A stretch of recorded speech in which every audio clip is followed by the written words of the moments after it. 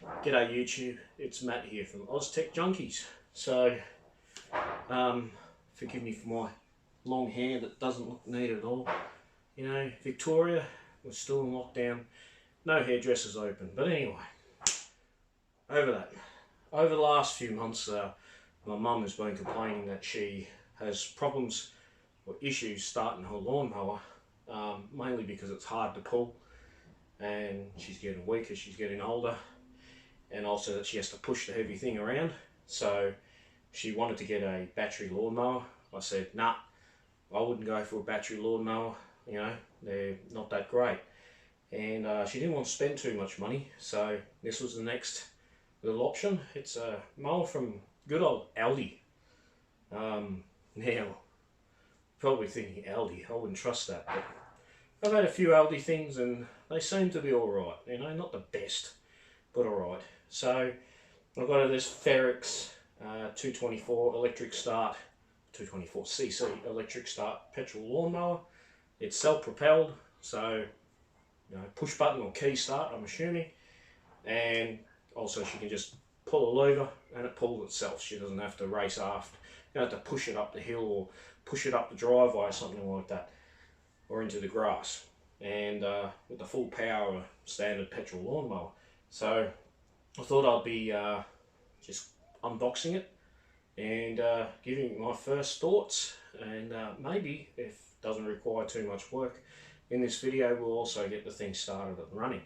So I've already opened it because I wanted to make sure at the store that everything was in the box, because being Aldi, people fiddle with these things.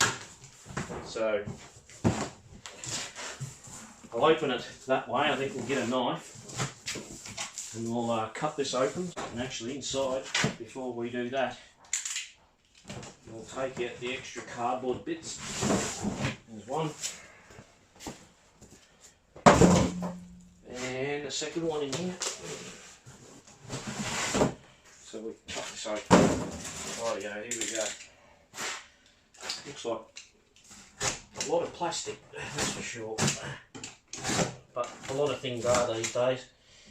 Now these things, this cost me $399 Australian. Wait and see what we got.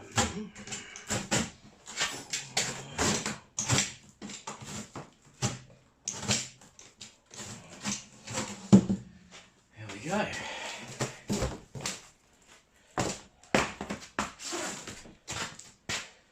So, put the knife away. We may not need it again, well, we'll see. So first off, well, okay, well, pull it out. Might as well pull it out the box.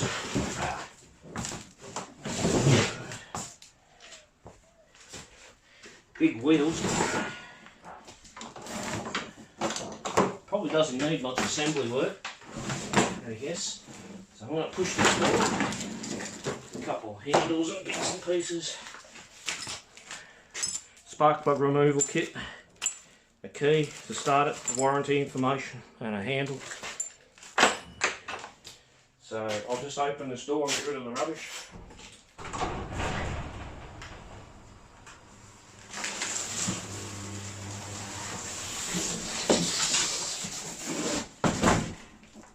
It's out of the way. So we're now left with everything falling to bits. It folds up pretty compact.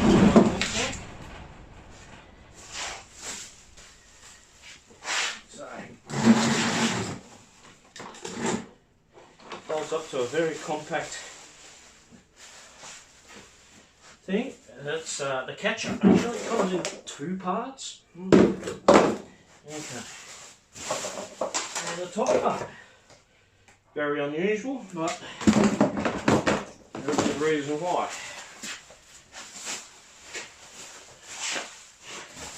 Right.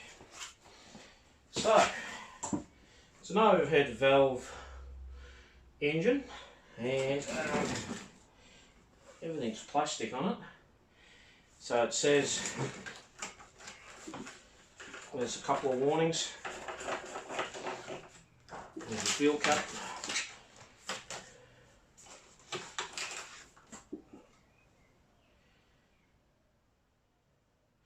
There's a warning saying the engine has been shipped without oil. So we're going to need 500 ml of 10W30 engine oil to before we start this. It should be easy because I do have plenty of engine oil laying around, and I might put diesel oil in, and the reason for it is that diesel oil has a cleaning agent, so the oil will hopefully last a bit longer. I've got plenty of diesel oil, so I think my diesel oil is around 10W30, but if not, then I'll find the nearest and closest 10W30 oil that I have. Alright, so I think this is pretty much pre-set up. So let's have a look here. We fold that away downwards. And just tighten them up. Folds up very compact. And one more clipping, which will be, okay, yep, like that. That is very easy to operate the handle, and that handle actually adjust it up and down depending on the user's hand height. A few other bits we've got here. This feels like a heavy set of tools, but we'll open it in a minute. That is a side chute guard. We'll just put that away. We're not going to set it up inside operation, so it'll be for standard operation. That's how my mother would use it. So there's the oil. Take the label off. I'm not a fan of that. How does that go in? Ah, only one way. Okay. So you have to put it in the bottom first, I think. It's a very unusual dipstick. Oh, there we go. So I'm not sure what this is a copy of. It might be a copy of a Honda motor, I'm not sure. I haven't seen the battery. I'm sure it will be somewhere that easy to find. So what was in that cardboard box? Let's have a look. So this cardboard box, I'm going to open that up. I might get the knife onto that again.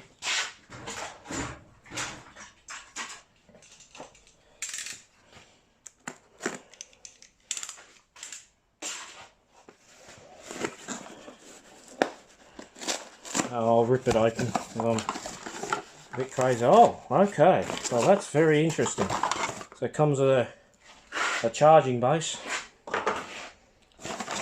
a cable or a charger pack, and a 20 volt X Infinity Plus lithium ion 1.5 amp battery. Okay, wow, very interesting there, because I didn't think that the battery would be a plug-in thing like this.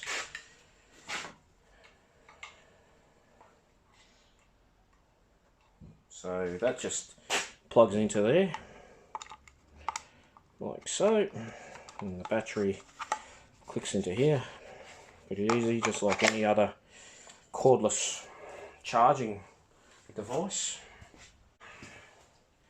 There's catcher. Pull that up. Now I couldn't believe it, I'm sure you can see that in the video. Let's just check that you can. Yes, you can. Up here, there's two cup holders. So if I have a bottle, such as a good mate's at Actually, I don't know if I'm allowed to use that bottle. Here we go. A good mate's here. The bottle fits in there. So a drink bottle. Oh, okay, maybe a bit too big of a drink bottle, but nevertheless, if you've got a big yard to mow, it might come in handy having a bottle holder like that. It looks like electric ignition as well. I'll get the bag here, and inside there is the keys. So we're going to need that. I've got no battery on it at the moment, so don't have to worry about that. I just want to check that the spark plug starts. So I'm going to use their tool. So the spark plug's at the front here. I might just put that over there for a minute. Pull the spark plug cap or the lead cap off there. Put this tool in like that, so you end up with a T. So very easy. And that feels tight, so I'm not going to over wrench that. Don't over tighten your spark plugs, please, otherwise you're going to have all issues. So another fact of an interesting thing about this lawnmower is that just like any new lawnmowers these days, it has well, that's a female end of a hose. You can attach a hose, clip it onto the deck and clean the lawnmower out that way. So I think next I'm going to have to go, alright, let's go and set up this catcher, because that's one of the things I saw that I went, how on earth and what on earth and why? Because it made no sense to me. So one thing that I haven't seen, and that is I haven't seen screws for the catcher. So it's going to be interesting. I'll just check that warranty manual again. There's nothing in there. Okay. So how do we screw this together? There's definitely no screws for that handle. Well, that's not very good. Nothing tied up underneath. Nothing jammed in somewhere. Not at all. Okay, well, that's really interesting. And there's your height adjustment, very easy. Actually, that's very easy to operate. But I definitely do not see a screws for the catcher. That's your mulching option, I think. Oh no, that you put in when you want to use a side chute. So we'll take that out.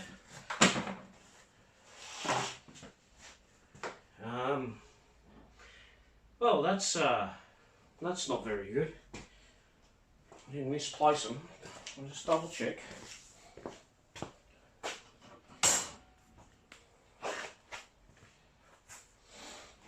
Well, I'm going to have to find some screws for this, which is not what I intended actually, but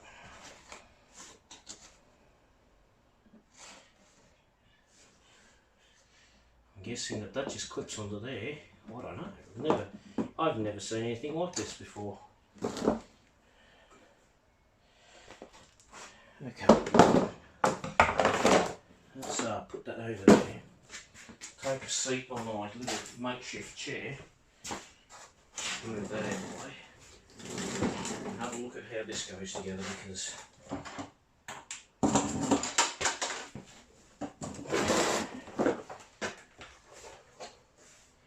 it definitely clips in there.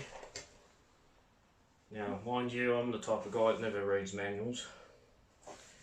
We also got screws that sit in there. Okay, so a rough estimate, that goes in there somewhere.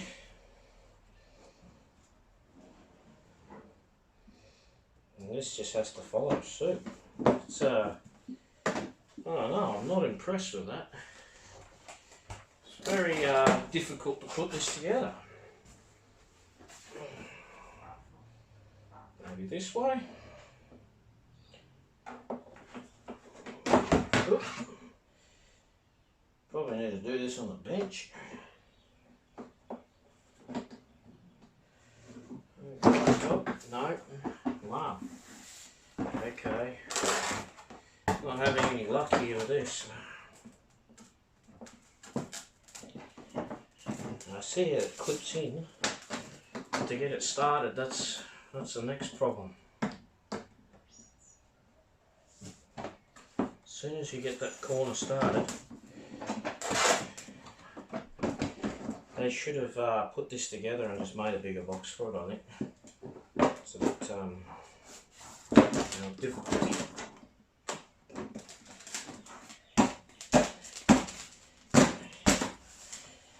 Okay, let's turn it upwards. A bit of perseverance, I think, will be required for this one. Oh, wow. Okay, how many times can I swear at this thing?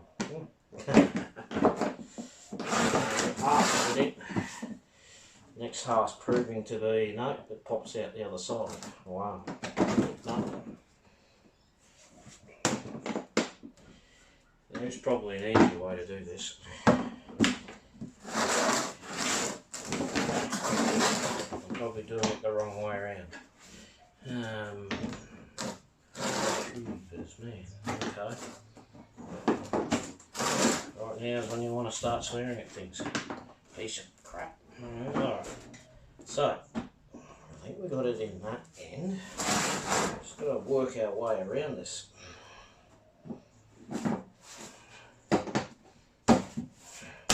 Oop, like that. There we go. There we go, and it's in, I think. Almost, not quite. That's not in. There we go. Just check it on the inside. It looks like it's pretty complete, I hope. I still haven't seen how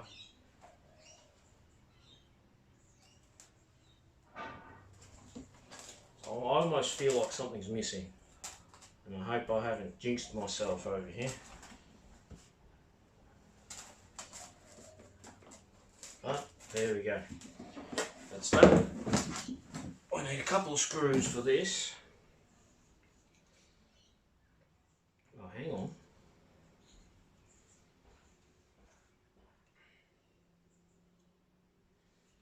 There is no screws in that. I was looking for a missing pack of screws, but I don't think there's any screws. Which is kind of, I'm not sure, you know, whether that's that great without having a screw up here, because from the bottom, it definitely looks like, well, not from here, it definitely looks like there's a screw that goes in. But it looks like you just put that flat end with the flat end here, like that. Oh, okay, well, maybe not. Jesus, man, it's a very tight fit out.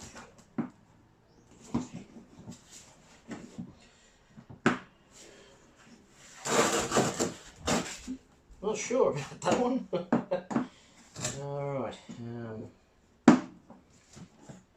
because it doesn't seem to want to fit.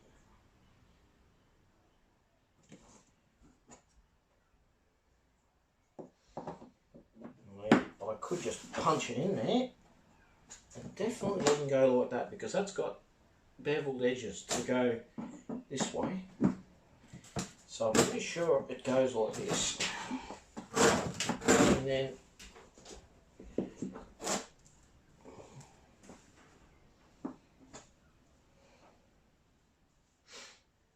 well, it's got me stumped. Unless I am going the wrong way. No, it's definitely only a one-way trip there. So that flat end, there's a flat end on the bottom, goes in here. You're supposed to click into that, but without the ability to bend this, I might have to get a large screwdriver out and twist it in place, which is not ideal, but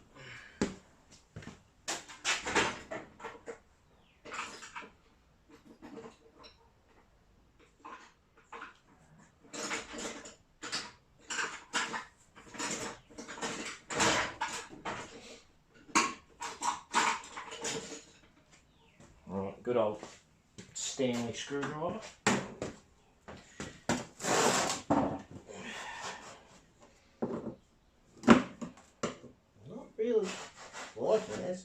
does bend very difficultly.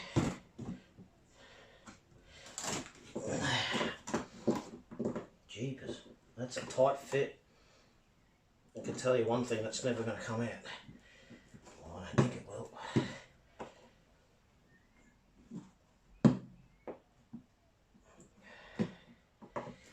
The one side in, now it's the other side.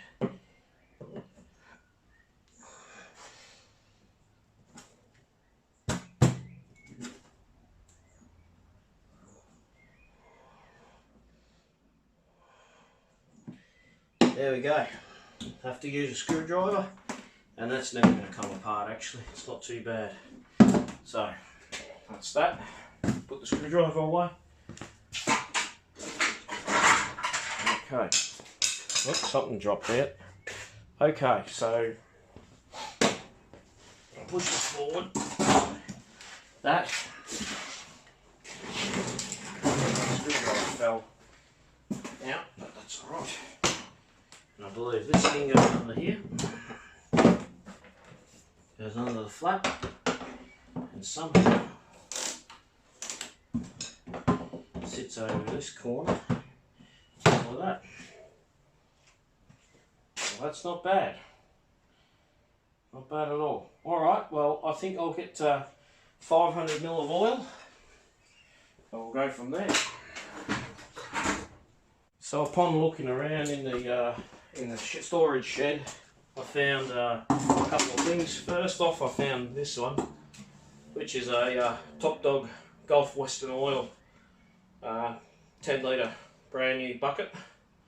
This is 1040. And I thought, oh yeah, I could probably use that, even though it specifies 1030. 40s, 1 point above is not going to harm. I thought, oh yeah. But then I also found this one, an original Briggs & Stratton 600 ml bottle, which is SAA 30, which is exactly what they want. So Briggs & Stratton, I'm not sure if this is a Briggs & Stratton engine. I haven't seen any brands or anything without taking it apart, so I couldn't tell you. It doesn't look like a Honda copy, but then again, I haven't seen newer Hondas. All my Honda equipment's very old, so we'll put 500 ml of that in. Found my trusty old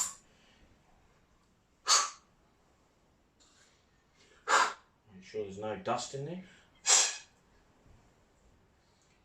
A good old filler here. Now when you do pour in the oil, just double check it when you're done.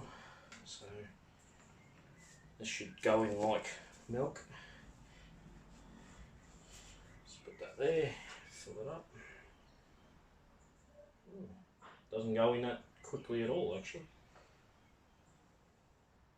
It is a long pipe.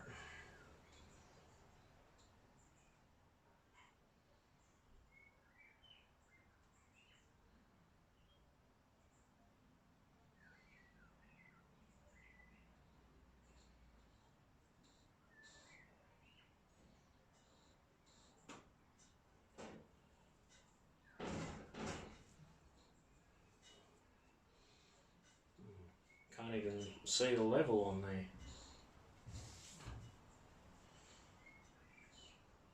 We'll take most of it anyway because it is a 600 ml, so I only should have about 100 ml left. It was opened up, so it might have been used to top up another lawnmower at one stage. In fact, I think I used it to service my mother's old Briggs & Stratton lawnmower.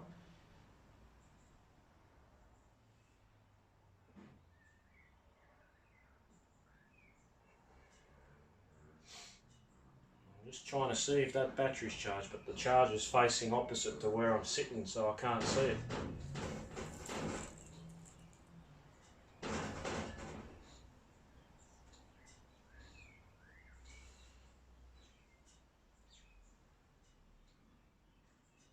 It's probably getting pretty close actually. Oh no, another 100 ml.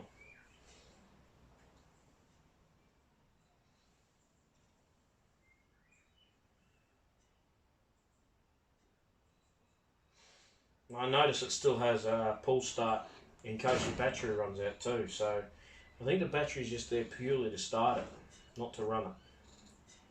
Well, we can find out because I'll unplug the battery whilst it runs and see if it dies.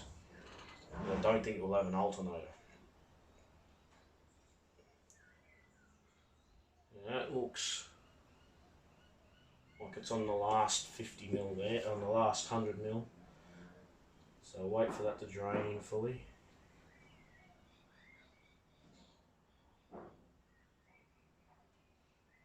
Now, it did say clearly that it wasn't shipped with oil. There was no oil on the dipstick, so I'd say that's pretty accurate. Let's just strip in now. I'm just going to put my rag quickly.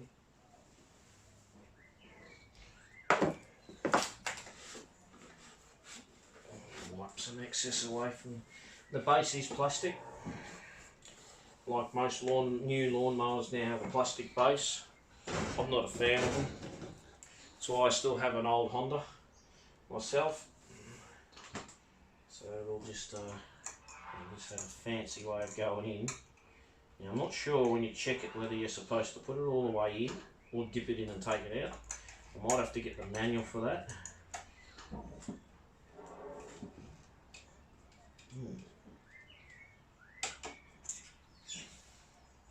let's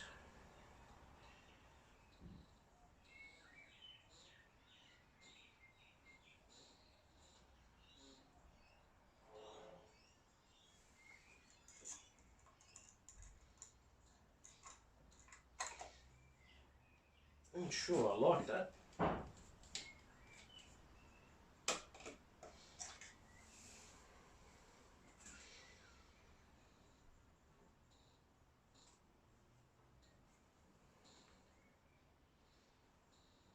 Not sure I like this dipstick at all. It's like it's hitting something on the bottom. Should think it shouldn't be.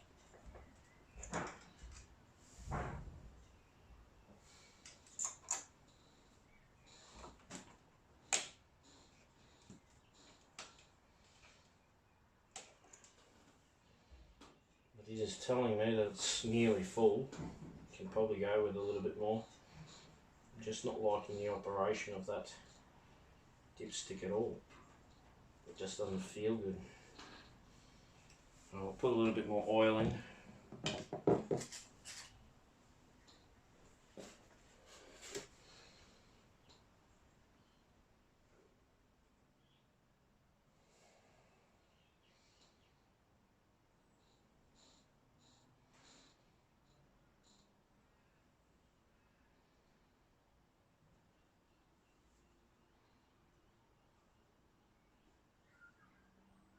Yeah, that would be it, I reckon. I'll have a look at this dipstick again. There's something about it that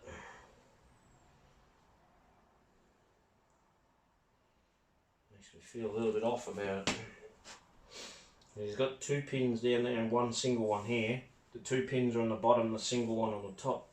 So if I match that up, it should be easy to turn in, but that's proving to be, that's strange. Okay. So, I'll double check that again. You got to put it in through the bottom, and it's like that. If it's not easy to turn, it's not right. So that's makes things just a little confusing, because normally you just push a dipstick in and that's it, but this one you got to slide it through the bottom, easy, clip. If you don't hear that, it's no good. So that level is now, oh, I might just want a little more actually. So that bottle may not have been completely full, like I said. I'll put another bit in there.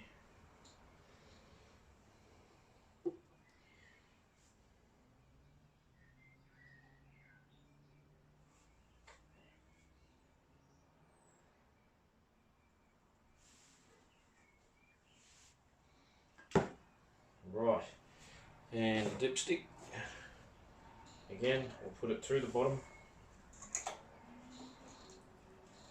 like so. And that is now full.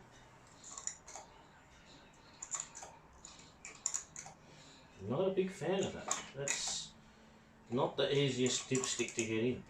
There we go. So if it doesn't turn, don't try and force it.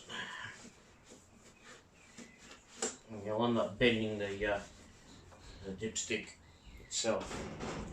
Right, petrol. Whilst I was in the shed, I did find a good old petrol tin.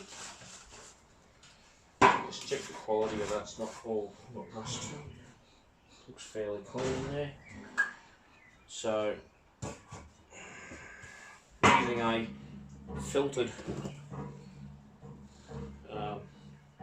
funnel, I always like to wipe the inside out just in case there's any dirt build up in there.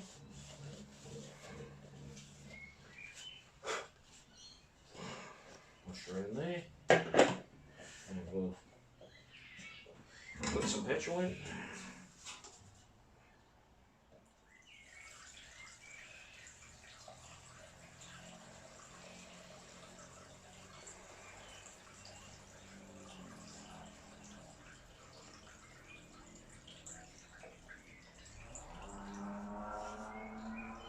I'm not sure how big this one is.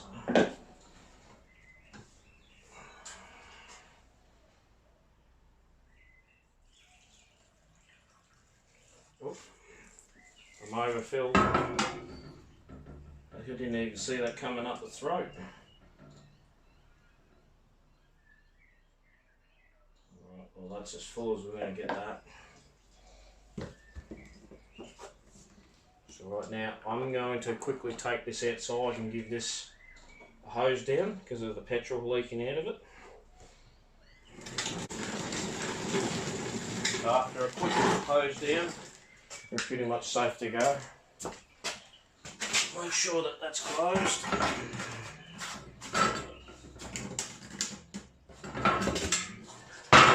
Close that one up too. Get the rag out of there, it's going to be good for it. Now, we're ready to start. Now what I've noticed about this lawnmower as well is that there's no throttle control. So it's just basically the keys, off on start. No choke. So it must be fully automatic choke. I'm just looking for a fuel tap. Doesn't appear to be one anywhere on it.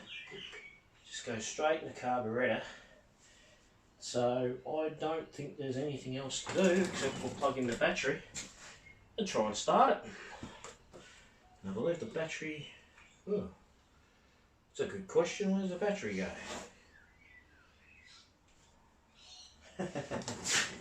Okay, well, I could be smart, but I can't see where the battery goes. Wouldn't it be on the exhaust side? Oh, well, interesting. Where does the battery go? Unless it's under the cover, which is highly possible. But I'm blind, I don't see where the battery goes. Well, before I start ripping it apart, I think now is the time that we look at the manual, because I don't really want to take things apart to pieces and then find out that, you know, I've just missed something. Well, there's your leads there to your starter motor. That's a little starter motor in there, and it's going up. So, in fact, I found it. So the battery's not fully charged, but we'll give it a try. So we've got one semi-charged battery here, which just goes in on top. I'll open the door. I don't want to be Get it out here.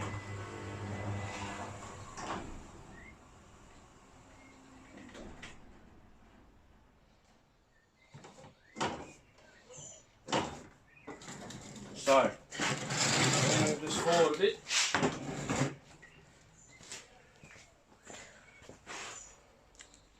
And we're ready to start her up, I think. So put ignition on.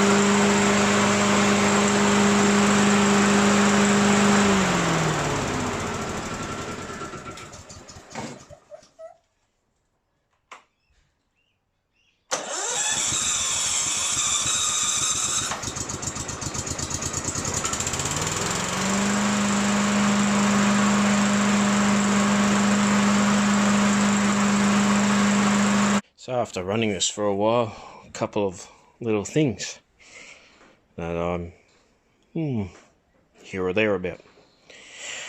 One, hard to restart after it's hot. Might be because my fuel's pretty old, but we'll have to wait and see. Two, not easy to pull start, I can tell you that much, but then again, crap fuel could also be a culprit. And three, I'm not sure if they're all like this, self-propelled. It seems like the clutch just grabs, it's either on or off, there's no in between, so it just jerks you forward. But not a bad speed for me, but we'll see how my mum goes with it. Other than that, runs pretty well.